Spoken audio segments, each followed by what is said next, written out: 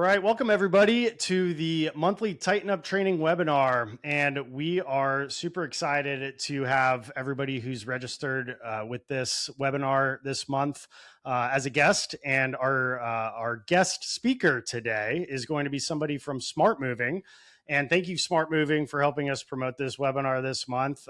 It seems like you guys have a ton of things going on. So we're really grateful that you're giving us some of your time today to go over not only just some features within SmartMoving, because you're constantly rolling out all kinds of new features that I'm learning from on a regular basis we're implementing with our team, but some behind the scenes tips and tidbits and things that are practical regardless of what CRM you might use in order to manage claims. So today's guest is Edward Sanchez, and Edward Sanchez is the training and enablement manager with SmartMoving.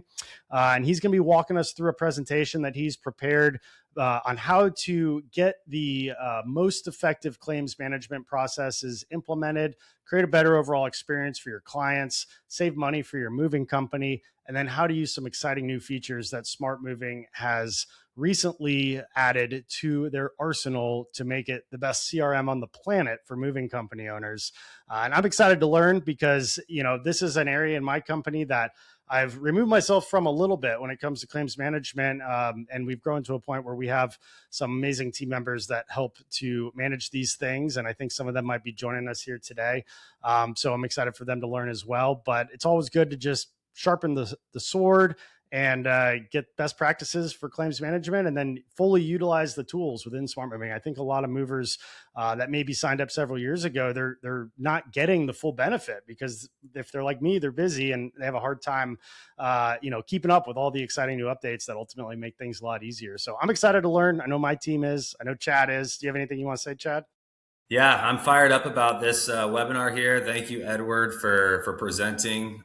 Claims is just money on the table, right for the taking, and it's not just money, but it's also stands in between us, between happy customers and repeat business. So I'm excited to learn how we can reduce some risk, save some money on claims, and create a better customer experience, because that's what it's all about at the end of the day. So with that being said, Edward, why don't you take it away?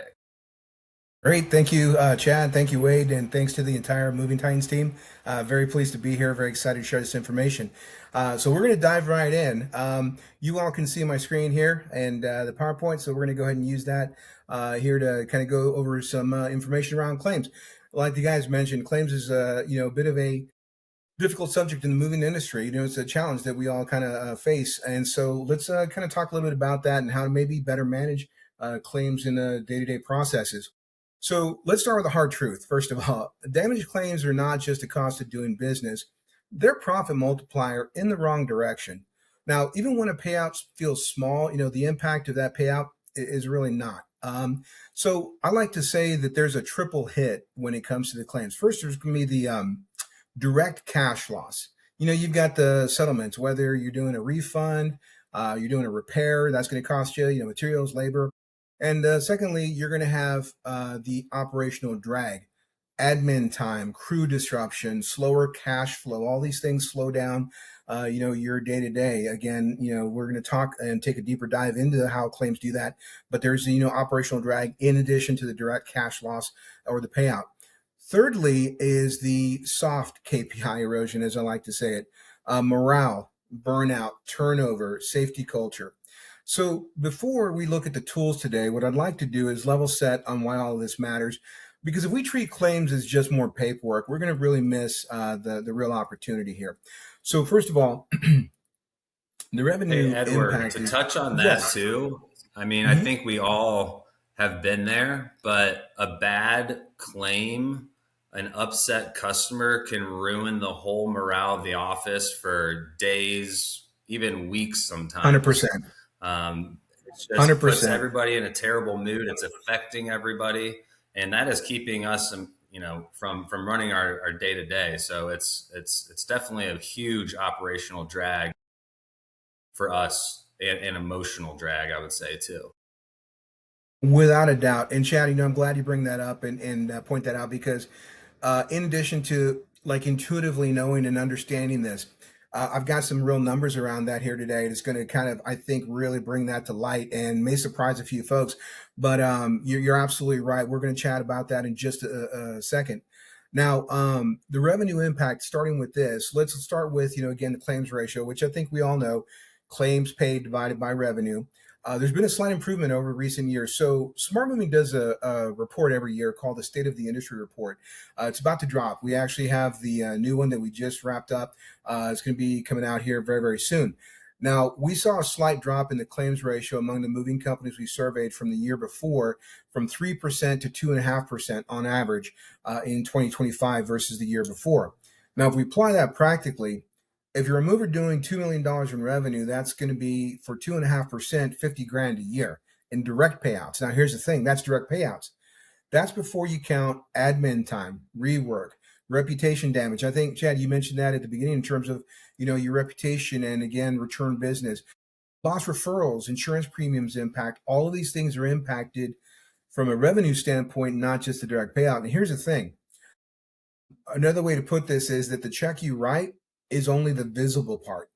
And if you're not selling additional valuation coverage as a company, you also don't have that additional bucket, right, of funds and revenue to dip into as needed. So that's something else that, you should definitely keep in mind as a moving company owner. Now, to provide some context and history kind of around this, let's talk a little bit about the complaint volume, so to speak. The FMCSA's Operation Protect Your Move report shows thousands of household good complaints annually.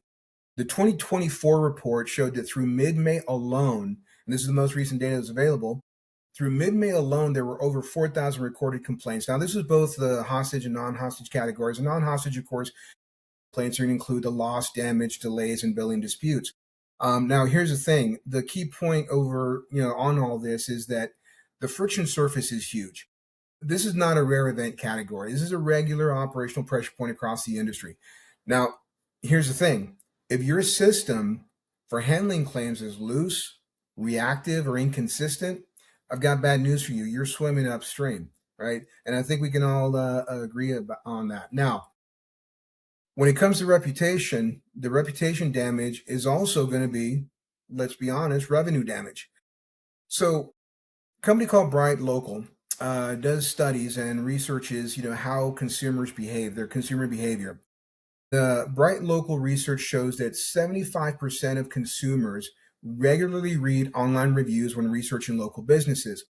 10% report leaving negative reviews, and that's actually up from 7% just a couple of years before. So damage claims do not stay inside your claims inbox. They show up in Google reviews, referral conversations, sales objections, lower close rates. One poorly handled claim can cost more future jobs than the original move was worth. Claims are not isolated events. Something I want to say that I think is a really key point here. Claims are marketing events. They're not isolated events. Claims are marketing events. So you got to kind of keep that in mind as we're dealing with these. Guys, anything here that you'd like to add? Anything, examples that I can think of? I'm biting my tongue over here, chomping at the bit, but that is so true. I liked what you said there. The actual check you write for the claim is just the money you see. I know we used to actually handle like repairs in house, and then you see your damage claim on your P&L is X amount of money, but what you don't see is like, well, I had to send my ops manager out there. I had to send a couple movers out there for free to go pick up the item, bring it back to the shop, and then I paid my warehouse guy however much to touch it up just to bring it back, and then maybe the customer's still not happy, and it's all that lost revenue, and then the opportunity revenue, like you talk about. You get bad reviews from claims. People are reading those. How many people are not calling you because now they don't trust you to take care of their items. So that's huge. Exactly right. I love that you made it. I wrote that down. Claims are a marketing event. Our claims manager we actually call that title internally our chief of raving fans, because it's her job to make sure that every client is a raving fan at the end of the day, even if something went wrong. And sometimes how you handle an issue is going to ultimately determine if that customer is going to be satisfied with the work and refer you to more people. We've had issues where the issue itself was relatively not good, but our chief of raving fans stepped in and like made that customer, went above and beyond to make it right for them, and they were so thrilled. We still got 5-star reviews, and they used us again, or they referred us to somebody. So it's a huge opportunity to ultimately be the last thing the customer remembers. Yeah, one more thing that brings up a good point. So what we do now, we didn't do this before because we were scared to, but we call every customer after the move and ask how did everything go, right? And that's when you're going to uncover some damage claims sometimes. But you actually, I know it's going to hurt a little bit in your pocket, but you want to know about those things because then you can make it right. Because this person might not leave you a bad Google review, but they're going to tell Tom and Dick at the gym that, hey, these guys damaged my stuff, I wouldn't use them again. And you're going to be missing jobs that way too. So making sure the 10 out of 10 experience, if you got a claim, take care of it. We take care of claims even if it's not our fault. And that's why we sell move coverage, because it gives you that cushion to really take care of that stuff the right way. I mean, full disclosure, I was at the gym with a buddy the other day, and he introduced me to this lady, and he said, this is Chad, the owner of Master Movers. And she said, oh my gosh, I've got a story for you, and told me about a terrible experience she had with Master Movers 4 years ago, and she went on for like 15 minutes. And I'm like, oh my gosh. But I reached out to her. I got her information. I said, hey, I want to make this right. We have a totally different repair company now. I can make it look brand new, and we're going to go and take care of it because it's the right thing to do. And that's how you get more business and create raving fans. That's fantastic. And you're absolutely right. In fact, one of the things, as you were saying, that I was thinking about, and I've got maybe a couple of examples, you guys probably have dozens, where a bad situation, claim actually turned into a lifelong customer. Right? Because it's not just about the problem itself, it's how you handle the problem. What's your reaction? Again, that's, 90% of life is how you react to things. So how you fix it for them, a lot of times will turn that unhappy customer to someone that's going to refer new business, that's going to come back to you every time they need to move, right? And the other thing is, the marketing studies will show this, and I forget the exact numbers, but it's ballpark. Every customer that's happy will maybe tell 3 or 4 folks that they were happy with the service at XYZ, while an unhappy customer is going to tell 12 different people how unhappy and how miserable they were with the experience there, right? So, that's why, again, controlling this is such a important thing. Another thing you guys started to mention there a little bit, Chad, you were talking about having to send the crew out. So that's actually the next slide. Let's talk a little bit about the drain on your time, the time drain that nobody really kind of talks about or thinks about. So let's shift to this. For interstate moves, for example, for your interstate movers, customers have 9 months to file a claim. We know that, right? And then you've got 30 days to acknowledge and 120 days to pay, deny, or settle. That's the regulatory outer limit. If your internal workflow is not tight, claims become a multi-month work in progress inventory. So you guys were kind of starting to hint at that a little bit. And that means, like you were saying, Chad, sending out to crew. So you got rework, you got follow-up emails, documentation hunts, internal escalations, payment friction, chargebacks, and all of that ties up the internal team attention. This is before we even talk about morale. That's just your attention. Claims that linger create noise, and noise reduces operational clarity. I think we can all agree on that, right? Here's the other part that's really huge and something we rarely quantify. Guess what? Claims are not handled by entry-level labor, right? Let me say that again. Claims are not handled by entry-level labor. They require operations judgment, inventory and photo review, high-stress customer communication, vendor coordination, settlement authority, and every hour spent untangling a claim is an hour not spent on sales improvement, dispatch optimization, crew coaching, quality audits, and strategic growth. So claims steal highly skilled or your high-value time. That's something I think you guys could probably agree with as well. Now, Chad, you mentioned the morale issue. That's another big one as well. And these are the numbers that I wanted to kind of share with you guys around this. So in a 2025 research study conducted by SUNY's School of Public Health, this report showed that burnout costs employers between $4,000 to $21,000 per employee per year, depending on the role and seniority. Now, claims-heavy environments, so if you're dealing with a lot of claims, they're going to concentrate angry conversations, ambiguity, time pressure, blame between the teams. And there's also research linking customer incivilities, the way it was put, but let's be honest, just rudeness, to emotional exhaustion, higher turnover, and in moving claims are often the most emotionally charged customer touch point. So if your team's absorbing frustrations daily with either weak tools or unclear processes around claims, you're going to see slower responses, call avoidance, internal conflict between sales and operations, and then the claims manager, higher absenteeism and higher turnover. Now, if we're being honest, I know that I'm guilty of this. We all have that one customer we can think of that you memorize the number, and then when you saw the number pop up, you're like, oh, not today. I can't deal with this guy today, right? So again, those things drag out, right? You guys probably can. I have some that still haunt me from 6-7 years ago. Well, and I would touch on it too. You were talking about the timeline on how to handle claims. Like you have 30 days to acknowledge. The best thing to do is handle it as quick as possible, because it's just going to fester with that customer. That's when they're going to be, right after it happens is when they're going to be telling everybody about it. So you want to try to nip that in the bud as quick as possible and settle that as quick as possible.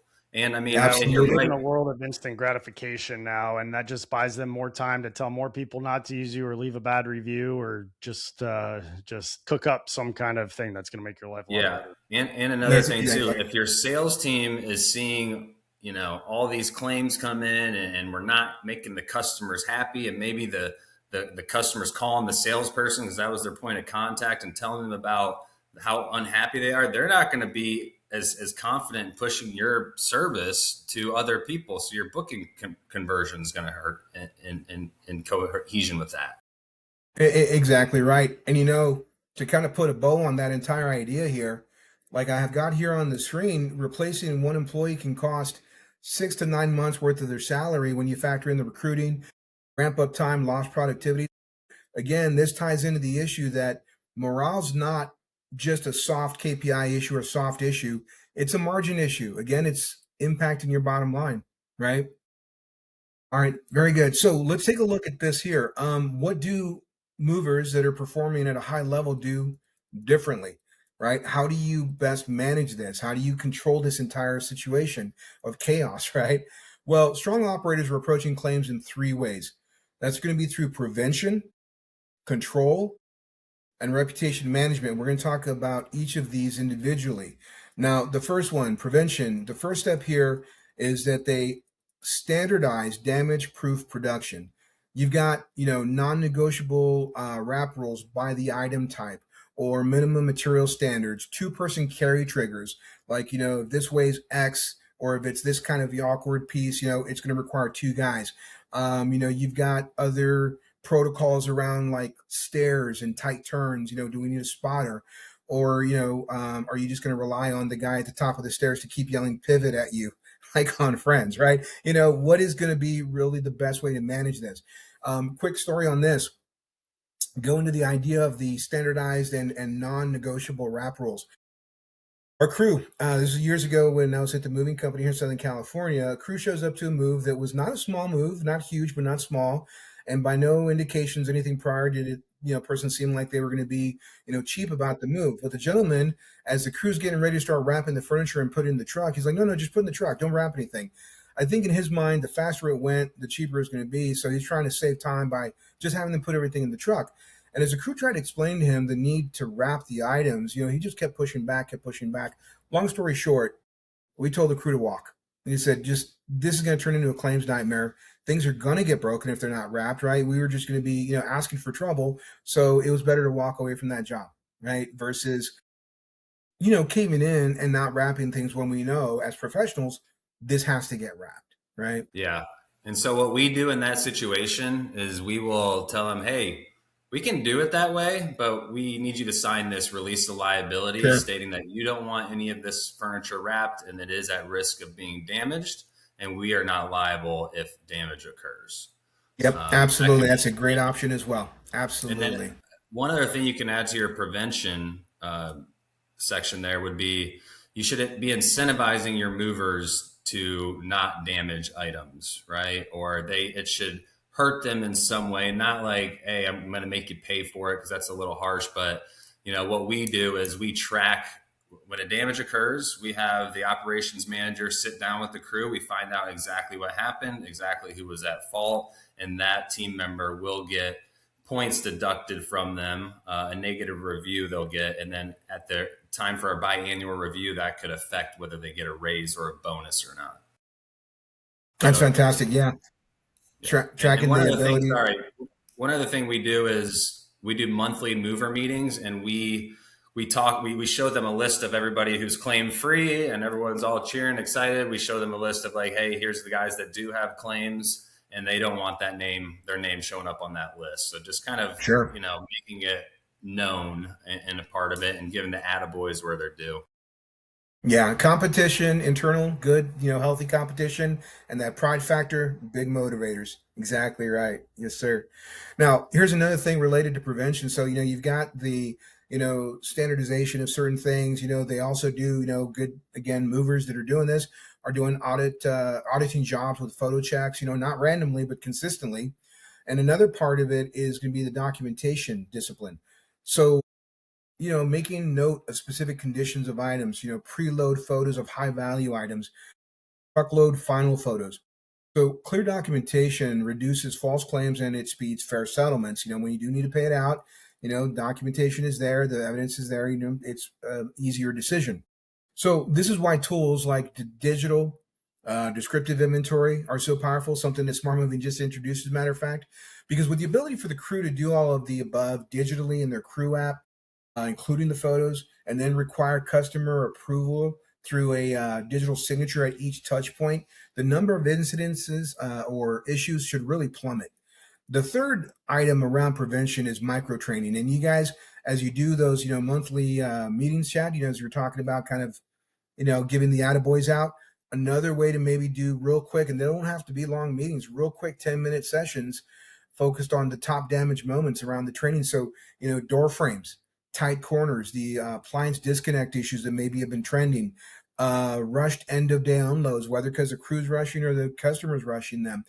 How many times and how many refrigerator doors had to get taken off the hinge because it wouldn't go through the doorway, right? So what are those trends and what are those things that maybe some of the newer guys really need to, just kind of, be trained on to make sure that they're up to speed.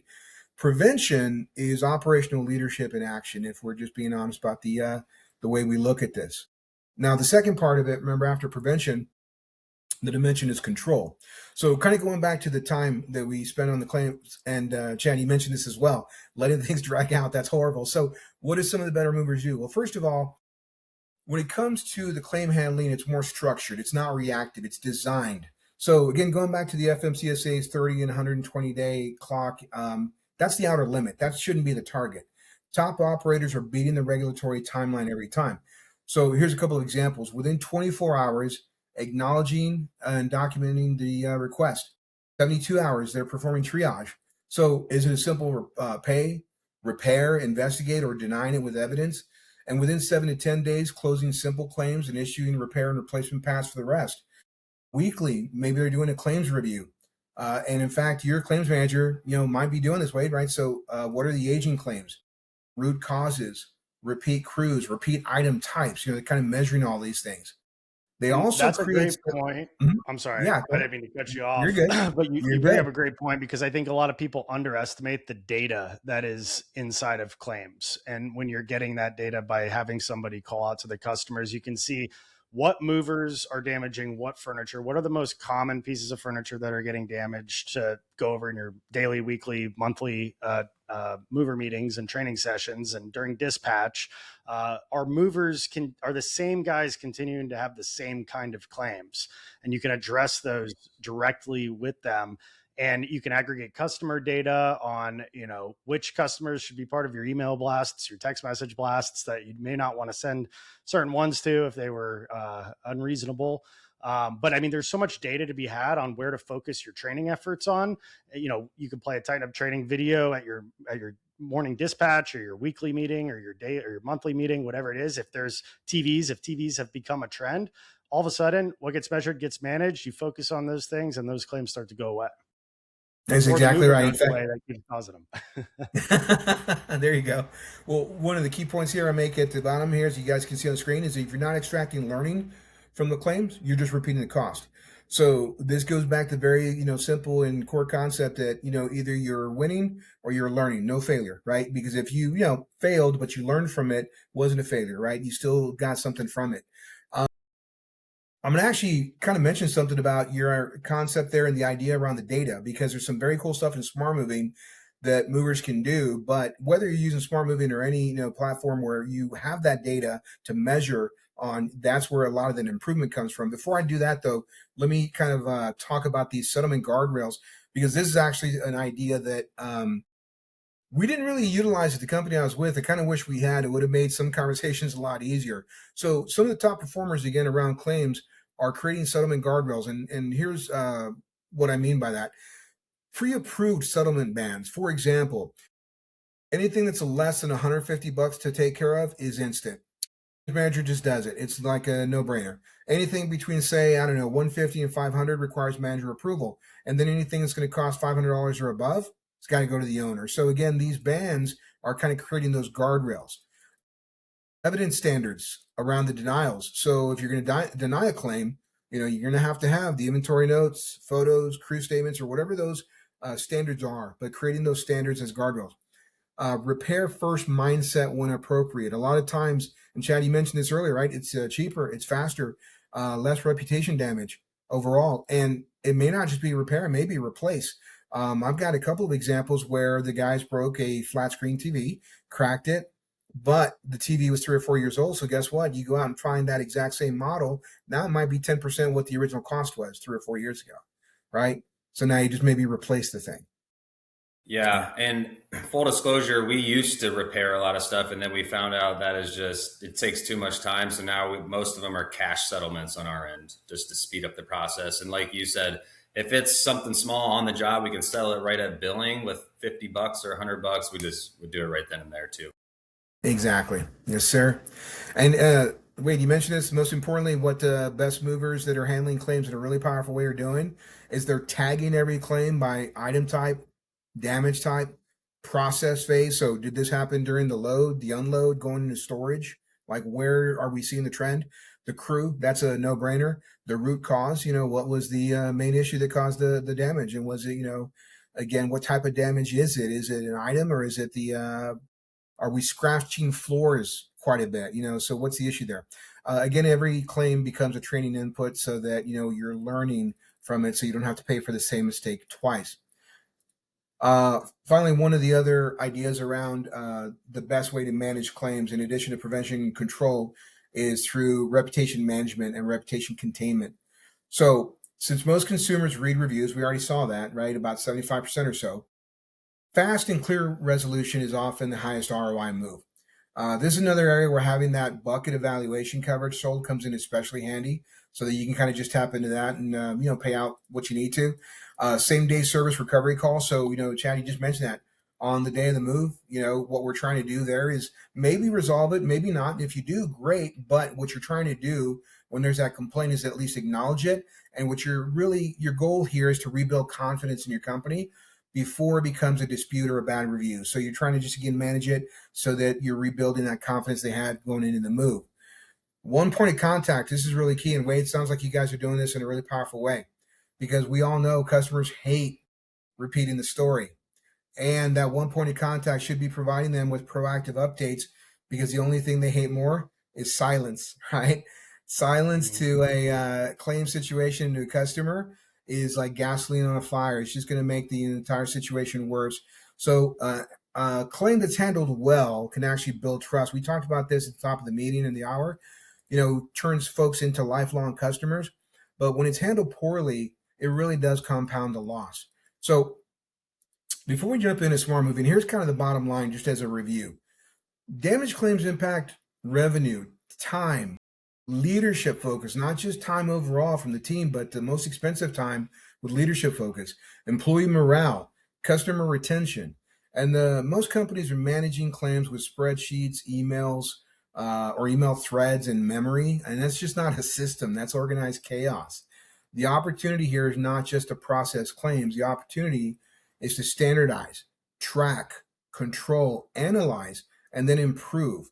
And this is exactly where, again, SmartMoving's claims module comes into play. So Now that we kind of looked at it and understand the business impact, we can take a look at how to turn claims from a profit leak into a controlled, measurable, and improvable process right in the smart moving system. You guys ready to do that? Yeah. All right, very good. Any Real questions quick in the before chat or we get anything else into you want that, to say? we do. I'm Yeah. sorry, real quick before we get into it, we do have one question from Justin Hart. Maybe you'll cover this. But how much are you willing to give? Sometimes the demands are clearly unreasonable. Do you, let's see, do you even accept that you just can't make everyone happy? I can touch on That is, that. yeah, that's a great question. Go ahead, Chad. Yeah. So the first of all, like you got to pull the data. You got to look up what is damaged. Exercise your options. You know, what would it cost to replace it? What would it cost to repair it? And then kind of what we do is if they decided they didn't want to buy move coverage at the time of the deal, then we will let them know, hey, you don't have any coverage. Typically, it's 60 cents per pound, but here's what we can do.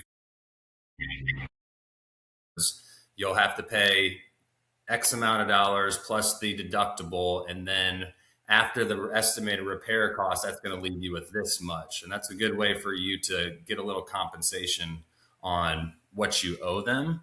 I mean, some people are there. There are some people that are kind of super unreasonable, and they want $5,000 for something that has a little nick on it or whatever. And if they are really bad like that, then I actually have I use Patrick Mayerbach to kind of deal with those people, and he will kind of bring them down to reality, diffuse the situation, and get us to a better agreeable settlement. Yeah, I think it's important to lay out your standards and your expectations before there's ever an issue. So making sure your paperwork is really tight, what will be covered. We have a section on our website where clients can submit claims, or our chief of raving fans will text them or email them the link to that. And it has our claims policies before they ever even submit the claim. It's also in our general agreement paperwork. It's on the estimate, so there's several touch points before they even start their move that we can go back and reference. And then there's that reminder when they submit their claim form on how the process works. We try to provide that transparency from the beginning on what's covered, how much it's covered for, how we calculate the coverages. I honestly, it's been 60 cents a pound since the 70s. I'm reading this book, I don't have it in front of me, but it's a mobile society that was written in like 1976, and it was 60 cents a pound back then. And look how much there's been inflation, and that's still the standard. I personally think that is pretty ridiculous. But that being said, if they've got some IKEA particle board thing that they packed up themselves and all they hired us to do was load their U-Haul, and then they drove like a maniac across the country, you can still use that as an out, where it's like, you signed here, here, here, and here that this in each of these situations are not going to be covered. But we'll still give you this rather than flat out deny it. If Yep. it's PBO, if it's something that's not covered in your terms or on your claims policy, and you've communicated that and been transparent about your process from step one, you can, that's still a fallback. But it's rare that we do that. We don't try not to calculate it by the pound like that. We'll do depreciated value. We ask for proof of purchase receipts on what they paid.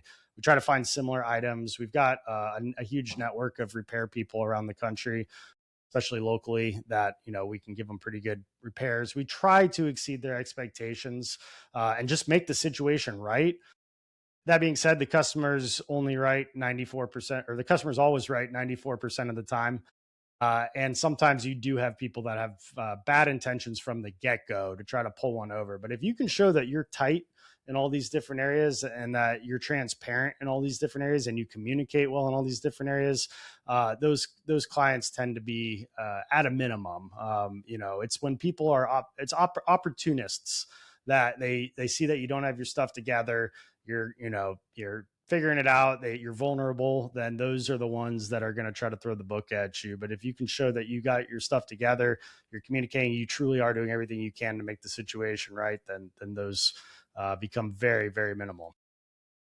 Yeah, I agree totally with what you guys said there. And the thing is that at the end of the day, you're not going to make everyone happy 100% of the time, right?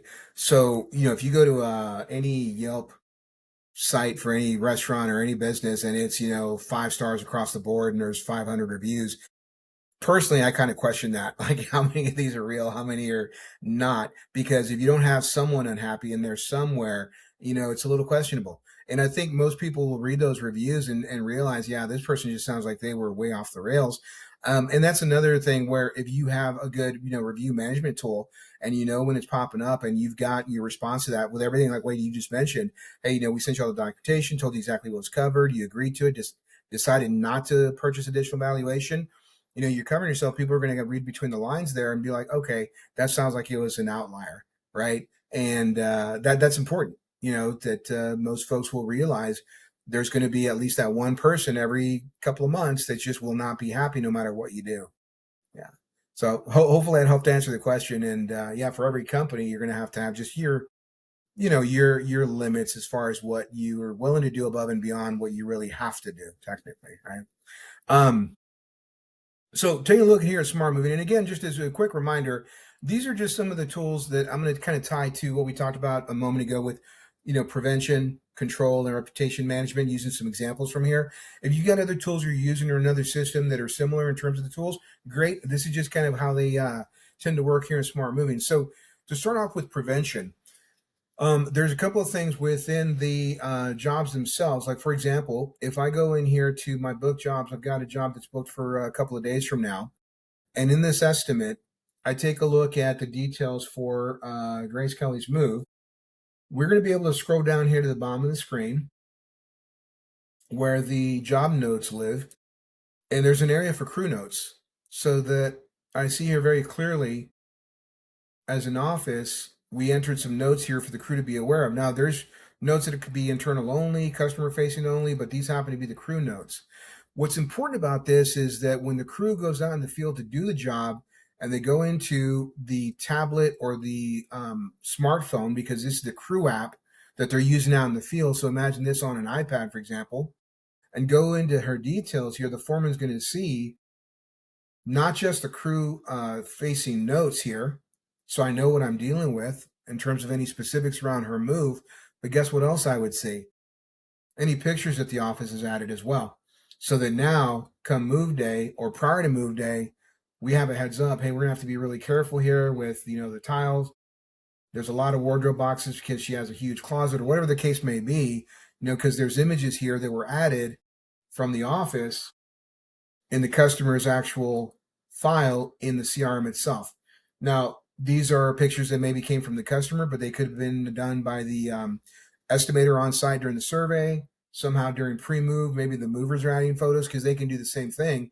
If you get there as a mover, for example, and we're doing the pre-move walkthrough, take a couple of pictures either on the spot or maybe save them first and then after in the gallery and say, hey, this desk is already pretty damaged, right? So we're adding this picture of the desk and making some notes to it. So again, we're documenting everything that's happening here with this item by even tying it to inventory. If we have inventory, we're making notes.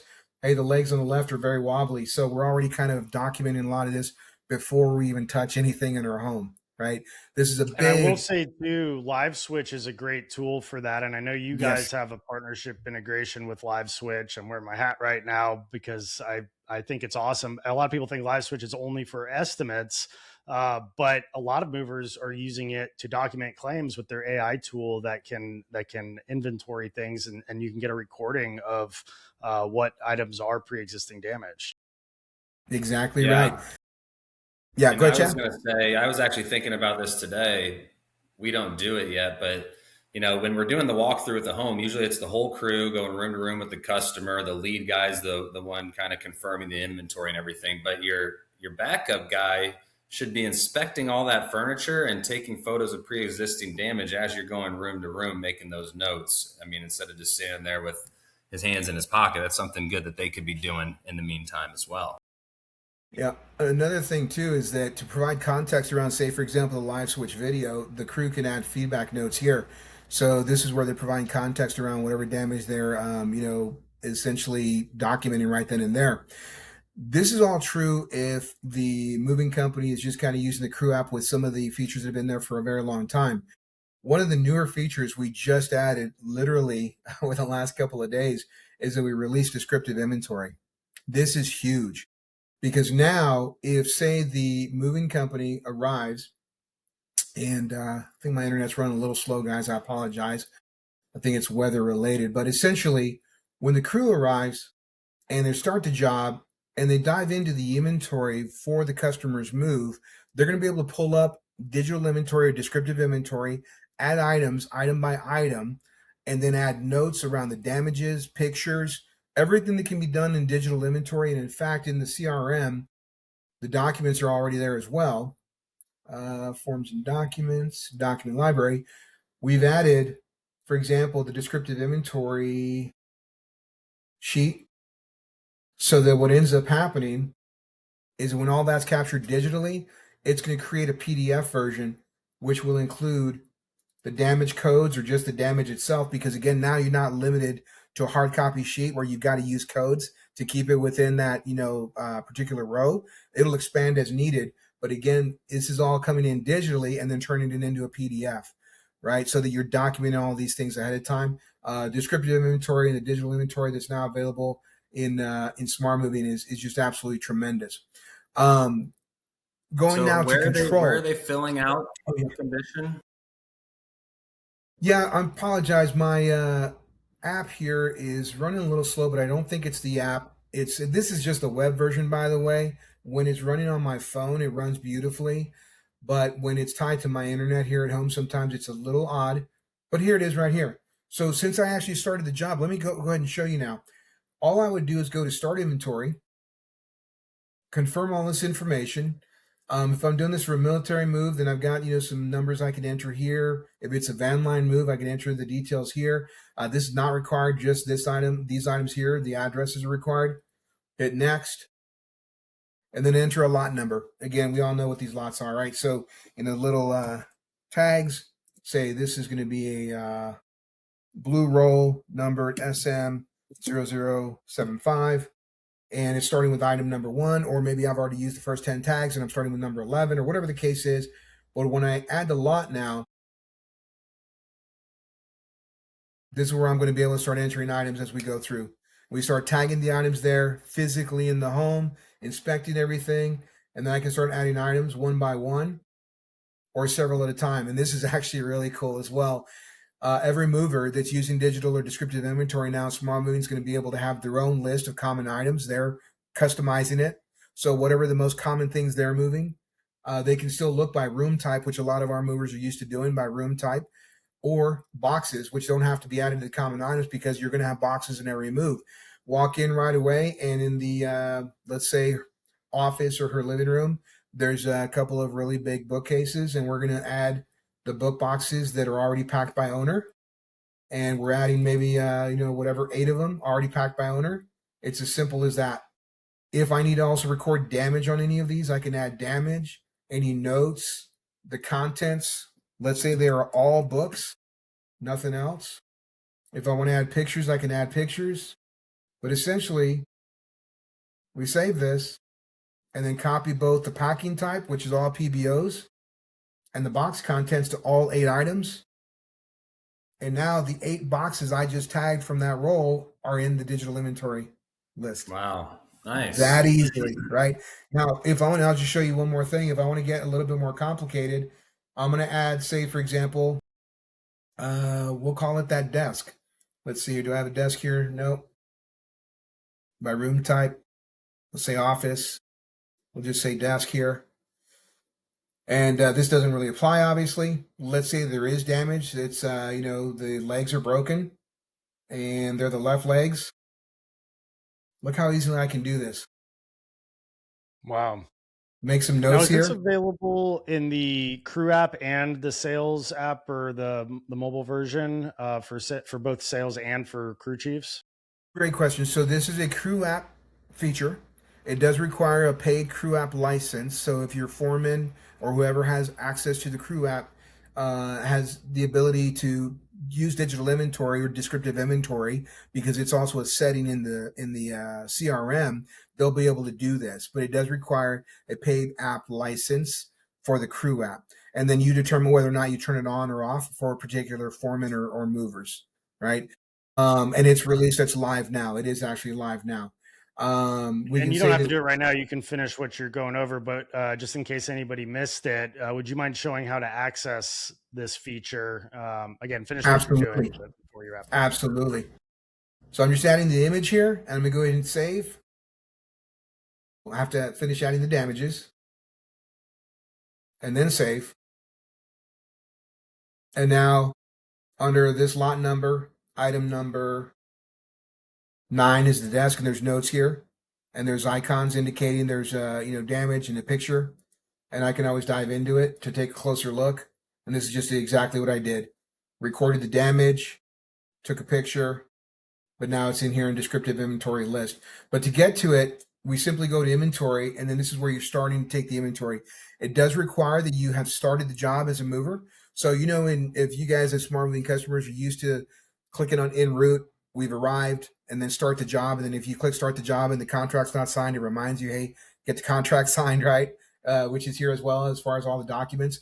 Once the contract is signed and once you start the job, or even if you start the job without the contract being signed, you will then be able to say start inventory. And you can even preload an existing inventory list, a declared inventory, and start with that if you want. But if you want to start clean because you're tagging everything as you go in and it's going to be done, exactly precisely correct because it's a long distance interstate move or a military move, you can simply start with a blank slate and then add each item here or group of items, however it is you're doing it. But it basically says start inventory. Now, and to keep it simple, if the crew foreman does not have permission to use descriptive inventory, which is actually, let's see here, I believe it's under, bear with me just 1 second, guys. Yeah, crew app permissions. If you've not turned on permission for them to use descriptive inventory, they still see the existing inventory list the way it shows up in the crew app today for a lot of movers and the way it has for years, right? That hasn't Is there a changed. reason why you wouldn't want to turn that on for a crew member? Think of it this way: local mover that never does descriptive inventory, they're just moving small apartments from A to B every day, and this is something that they feel is going to slow them down, so they're just kind of using declared inventory. Like for example, moving company I was with, when we did smaller moves, we didn't do anything around this. It was really kind of whatever the declared inventory list was we took, and then we would note any damages and note any big items, bulky items like, gun safes or pianos or, pool tables. But other than that, we really didn't quote unquote care too much because most moves were just going a few miles away within the LA area, as an example, right? Yeah. All right. We have a Beautiful. couple quick questions here, if it's a good time to ask. Sure. We have Zana, and actually somebody from my team, Ashley. She gave me some really good feedback too. I guess she's tuned in right now. Hey, Ashley, to Justin's question, and she said that her philosophy on Justin's question is if the entire situation were laid out publicly in a short forum, think things that would be reviewed in a mediation for anyone to see publicly. Would we be proud of how we handled it? Would we feel confident we did the right thing, or would we be embarrassed now that the future customer, the community, etc., can see and wish we had handled that differently? And I thought that was a really good Beautiful. insight. So thank you for that, Ashley. Zana asks, how do you deal with those customers whom you fairly compensated and they agreed to this compensation, but they would still leave you a poor review? And with us, we put a clause in our claim settlement that they agree not to disparage the company. I think it used to say that there could be a $500, whatever against it. We've never enforced that. We're not going to go after a customer for that. But I don't know if it's even still in there. But yeah, you can put that clause in there just to discourage people. But you guys have any feedback on that? Definitely every claim settlement form needs to have a non-disparagement clause in there saying that they're not going to leave a bad review. They're happy with the settlement, and always get that signed after a claim before you pay them. Before you pay it out, yeah, make sure that you get a settlement agreement signed before you start paying out. And I think a lot of companies, we've been guilty of this, is just, you're closing out the job. Yeah, I'll take, $200 off of it. Then you come back a couple days later, I have 10,000 more things. And it's like, well, I already took $200 off or whatever it is. I mean, and they keep milking you. The last thing you want to do is make a payout. And they just keep coming back for more now that they know your checkbook's open, and that settlement helps prevent that as well.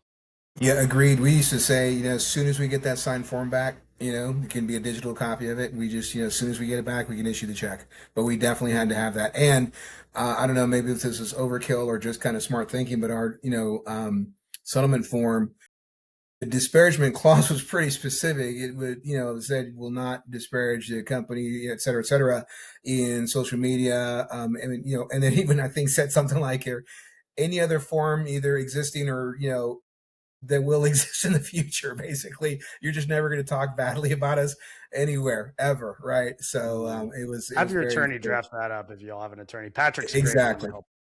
Yeah, exactly. Great questions. Any other questions there in chat or? We have one from Mandy asking if this is available at all in the Estimator app, or is it just in the Crew app? And does it combine with the initial inventory added by sales? I think you did answer that. You can have that option to combine with the initial inventory, but is there anything in the sales app or available to the other team members, or is that on the roadmap at all? No, it's not. That's a great question because remember, descriptive inventory is what's happening on move day. So when we talked about it, like even internally as we're training our teams on, the new feature, it's the movers coming in and physically putting hands on and taking that into possession temporarily into the truck. So there's no reason anyone in sales, even the estimator, should be indicating descriptive inventory because you don't have possession of it until move day, right? It's a crew foreman or crew app feature and functionality because that's what actually is happening on move day. And in fact, I'll drive this point home real quickly with one example. Let's say that one of these book boxes is got some books that are high value to Grace Kelly, and she decides here as she's reviewing here the list. Let's pretend we took down the entire list, and then book box number 8, she says, there's actually some very valuable manuscripts in there that I don't want to have you take. I'm going to take them in my car. We can void right here. Customer will move. This gets voided, but now you're still accounting for it. It's still going to be on the list, but it's to be struck through with a note that the customer took it. Because again, this ties into that concept that you have to very carefully document exactly what happened, right? Not just damages, not just is this a high value item, not just is this a firearm, because these are all things that are in there as options, but did the customer say, oh, you know what, never mind, I'll take this? Because now you don't want to be on the hook for this, box of very expensive books that she actually took in her car, right? Mm-hmm. But you got to call it out on that list. That's why, again, digital or descriptive inventory is called descriptive inventory. Again, it's what you're taking into your possession. So no, the short answer is no, nothing in sales side or the pre-move survey app. Really good question. Now, going real quickly, because I know we're starting to run a little short on time, but going to the claim section itself, some very cool stuff that we've added to the claim section since that's what we're really kind of talking about today.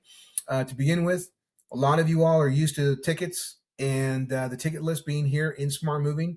We've actually made it very easy to turn in a ticket. If you weren't really sure if it was going to be a claim, to create a claim here directly from the actual ticket list, you can just convert it to a claim very easily, or you can send the customer a claim form. The other thing you can do is you can actually, in the customer's original file now as well, go in and I apologize. I think I clicked on the wrong thing. This is his original file. There's going to be a tab here for claims, and I can also either create the claim from here or send him a claim form. I wanted to show this feature because yesterday I actually sent myself a claim form for another move for this customer, Jesse James, from a few days ago. And this is where the customer would go in and actually start filing their own claim. This is their claim form, so to speak. Two questions. Yeah, go ahead. One, can the movers send the claim form? Good question. The mover is typically not going to be in the CRM itself. They're in the Crew app, and there's not a functionality or feature in the Crew app. And in fact, I'm 99.9% sure. But anyone that's an office user in the CRM will be able to do it one of many different ways. Second question, can we customize that claim form? 100%. You absolutely can. In fact, the claim form itself, well, not the claim form. Let me qualify this. The claim form is hard coded this way. The commodity, like what did we actually damage? What was the item? We could say here again, I'll just use the example as desk again. How much, did you pay for the desk? Date acquired. Guy says, I literally just bought this last month. Here's the damage details. Scratch the top, and then even add pictures.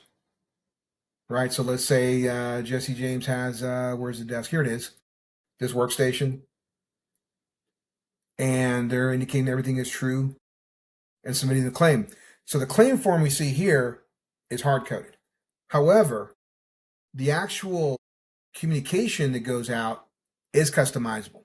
So under company settings and email templates, there's going to be, this is a big part of control, right? Is documenting everything correctly.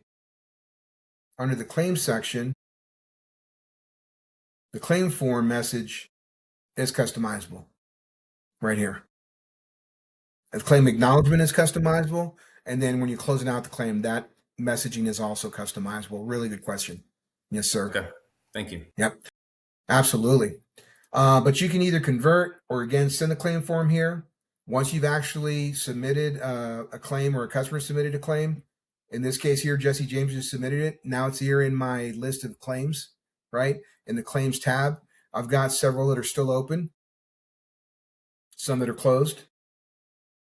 Got one that is brand spanking new, this one here. We can dive into it, quickly acknowledge. Simple as that. Sending a message to him. This is not a real email, but acknowledging, hey, we received your claim, right? And then start working it. This is where you've got, not only did I, receive it here, but as the person in charge of the claims, I got notified here as well. There's a notification that comes in and it's going to create those tasks for follow-ups when you've got some automation tied to that as well. So again, the person that is assigned the claim also gets notified. So they'll know when a claim has come in. When I go in to work this claim, I can adjust the status, by the way, which is over here. We can enter, how many of these was it that we, happened to damage? How heavy is the thing? What was the original cost? I think he said it was $2,500. Since it's almost brand new, say $2,500. Who was the crew that was on this move? This was the foreman. This was his helper. So these are the guys that actually caused the damage. So, if that is true. And then again, he said scratches on the top. And then we can determine, settlement type. Assign a vendor if we're actually getting it fixed. To your point before, Chad, the amount, settlement dates. Right now, we're just going to update it this way. Now that I've updated it, I can go in here and say we're still determining, are we responsible or was there something he did to cause the damage? So we're trying to figure it out. But as you can see here, there's a lot of powerful tools just in this one area that helps me manage this claim immediately, right? Acknowledge it, send him acknowledgement, gather more information. And guess what? The entire time, the customer is not having to guess what's going on with his claim. He can log into this portal anytime because that link, he'll always have it. And right now, we're trying to essentially determine, the responsibility here, right? So we've got it. It's assigned. It's open. We're working on it. One point of contact as well. Nice. Shoot, what was I going to say? Is there reporting that, comes from this, from the claims, who was responsible? Is it going to help us find the, continuity in the data? Excellent question. Actually, I have this already open for that very reason. In the claims section, which again is, I know I'm jumping around quite a bit, but here, as we were looking at all these different fields, the item type, and you've got damage type, the crew, there's a report that if a moving company is a Smart Insights user, which Smart Insights is a separate add-on that we have, those are the custom reports that you can build in SmartMoving, right? If you actually have access to Smart Insights and are able to build your own reports, one of the tables that we added here is this claims detail table, which is going to include not just all those details as far as commodity type, item type, damage type, the crew, but a lot more detail here as well. so that you can measure exactly those things. What crew do I keep seeing popping up? What type of damage do I see, popping up here? It's pretty amazing. But yes, you can pull all that data to extract that learning that we were talking about. 100%. That's pretty cool. Love Yeah. that. So guys, I know in an hour. I don't want to assume anything, but are we okay on time? Do we need to stop or? I'll go as long as you want, Edward. If you've got things to do, if people still want to stay tuned in, if you've got more things to cover, I'm happy to stay Couple on more for anybody things. who'd like to stay on. I'm Yeah, good to go. I'm happy. I've held my bathroom break as long as I could. I'll be back in 2 minutes, but keep going, okay? All right, sounds good. Well, I've Thanks got for the just a information, Chad. I've got just a couple more things to go over that are actually pretty powerful. I thought you guys might find helpful. We've got the ability in an estimate. If I go to, let's see, or not this gentleman, let me actually use someone that's an open estimate as an example. One of the ideas we thought about or talked about quite a bit in the presentation side was adding valuation, right, to create that bucket or that buffer, so you have money to pull from in case you need to, selling the additional coverage. One of the really nice things about when you send an estimate to a customer for their move is the ability in SmartMoving now to also provide them that option right here at the very bottom with these cards. If I go in to sign this estimate with no additional valuation added, I say, yeah, I'm good to go. I'm ready to book this move. I signed the estimate, but right now I have a modal that's going to pop up and remind me, hey, so far you haven't chosen any additional coverage. And we're reminding them that accidents happen. So maybe we might want to choose one of my other options here. And depending on what the option is they choose and the deductible amount, it'll quote them right on the spot how much that additional coverage will be.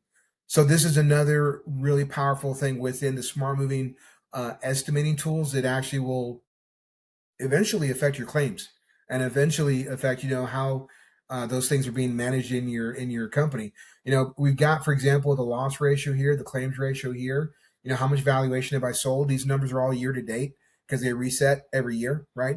So this is helping me track how well am I managing all this. And then when I'm selling that additional valuation on these moves, how big is that bucket? So how does that affect my settlement bands? Am I limiting my guys to close something right away if it's $100 or less, or can I bump that up to $200 or less? Again, it all depends on you guys as a company and what you feel those buffers on, right? Um, and overall, in addition to prevention, we talked about reputation management. We looked at, again, the crew app, the crew feedback, the photos, the customer portal. Remember, again, if the customer has one place to check everything, we're trying to determine the settlement status. This is helping them stay informed and going to kind of keep them a little bit calmer about the whole situation. Again, that single point of contact because there's one SmartMoving user that's assigned the claim. And this is all going to lead to fast settlement options and documentation from end to end. And then ultimately, the last thing was really the report that we talked about, which is helping you guys as a company extract that learning, right? What trend are we seeing? But that was really it, guys. That was truly everything I wanted to go over and then some because we were able to take a deeper dive into descriptive inventory. But we really truly feel here at SmartMoving that all of these different things, they tie in a really powerful way to help you manage not just sales and booking more jobs through managing leads more powerfully, but the stuff that happens post move, right? Where the opportunity comes up to really create those lifelong customers because of how we handle something like a claim, which of course is not rare, right? We talked about that. So appreciate you guys. Love it. Do you have a time for any questions that people might have? It looks like there's a few Sure. questions in here that we may not have gotten. You said, looks like Andrew would like to be walked through the claims module. I think we did that. Can you show the claim form again? And is there a way to get the link to the claim form that would be sending to a customer via SmartMoving Claims so we could send the link through a different text thread if we wanted to? Yeah, good question. So one of the concepts of doing this here through the claims area is to kind of keep the communication in one place, but most certainly you can. If you wanted to, you could always go in to your template and essentially, bear with me one second. I don't want to give you misinformation. I might need to look into that. Andrew, I'm going to invite you to email me directly at edward@smartmoving.com because I do want to follow up on your question because my thought process was that you could, copy and paste the claim form link, but it has to be generated initially. So what you might want to do, actually, here's the answer now that I think about it. Send it to yourself. Add yourself as an additional contact on that move, right? Temporarily. Send the claim form to yourself because when you go to send anything in SmartMoving, it's allowing you to choose which customer, who am I sending it to? Because one move might have 2 or 3 contacts. So which contact is this going to? In that case, add yourself, send it to yourself. And then once you've got the link that's been created, that is unique to that customer and that claim. And then you can copy and paste it and put it wherever else you want and send it. Absolutely. And the claim form, by the way, because you can also fill this out on a smartphone, you could just text it to them if you prefer. Love it. Tim, Yeah, I would say, Nicolay, sorry, just to go off of that so nothing falls through the cracks, because the worst thing that could happen is like, okay, a claim happened on a job and then your movers will take care of it and maybe they don't even bring it up to the office and then the customer's like, what the heck, you left me hanging. So what you could do to kind of discover the claims, I don't know how we would do it, is we have a Slack channel. It's called a bill run channel. And then we have a series of questions at the end of each job to close them out on everything we would need to know. So I would have a question there. Was there any claims on this job, or do we need to send a damage claim link form? Yes or no? And then if they say yes, the office staff knows to send that. It's, that claim form to the customer. You could also leverage the feedback notes. Go in here, something like in all caps, tell the crew, hey, if something happens, just let us know right away. Claim coming. Simple Do as those that. feedback notes like come in as a message to the team? Yes, sir. And in fact, Okay, cool. if I say here, not a clam, but a claim, and I submit it now and I save this note, this is Grace Kelly's move. Literally, in her file, well, let me just go to it here. Probably the easiest way is going to be on the job calendar. If I go into her file, her original file, and her estimate, remember all those job notes, including crew feedback, are down at the bottom. And anything that is populated will have this little blue dot. So maybe making it a habit to take a look, and there it is. I literally just added that note, and it in real time got added to her file in SmartMoving.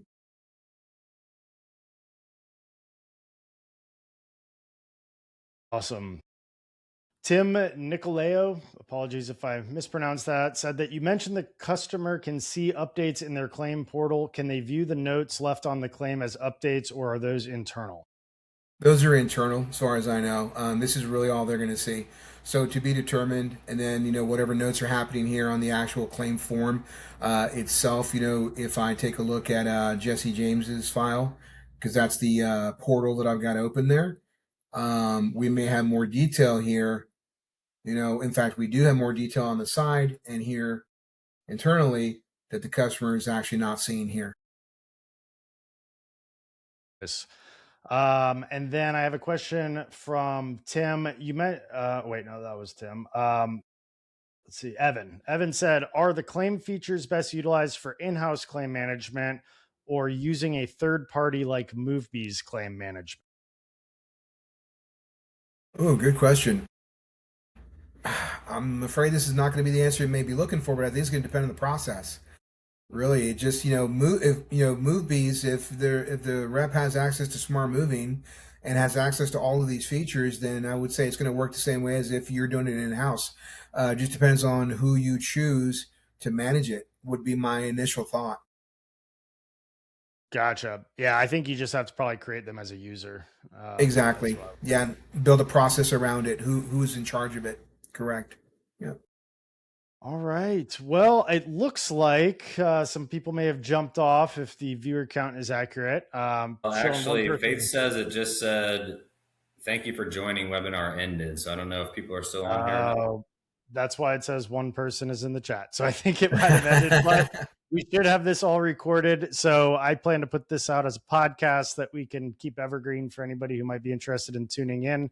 And for those of you who are listening in some way, shape, or form at this point, thank you for tuning in to the monthly Tighten Up webinar.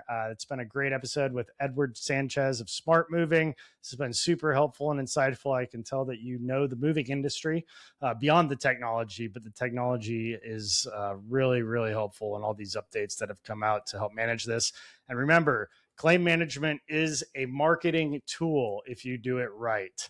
And it will help you get referrals, repeat customers, and maintain your reputation, even if things don't always go according to plan, which we all know can happen in any business. So thank you all again for tuning in. And this has been an awesome webinar. Thank you, Edward and Chad. Thanks, Our Edward. pleasure. Thanks for having me, guys. Thank you.